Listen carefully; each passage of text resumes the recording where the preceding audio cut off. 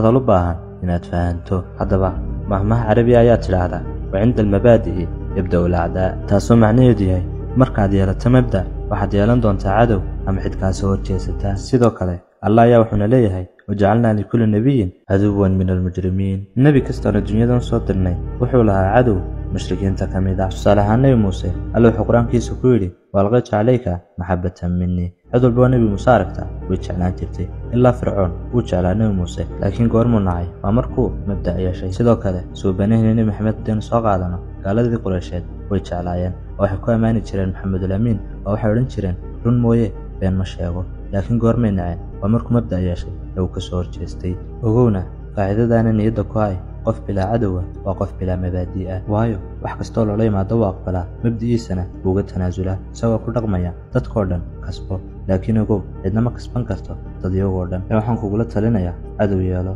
micnaha cadow maaha waxaan ka wadaa mabda' yeelo. cidda kugu raacaysa anaa kugu raacdo, ciddii kalena iyadoo taalla. waxaan rajeynaya inaad wax ka faa'iideen. sidoo kale waxaan noo rajeynaya mustaqbal ifaya iyo ummad sooda jecel.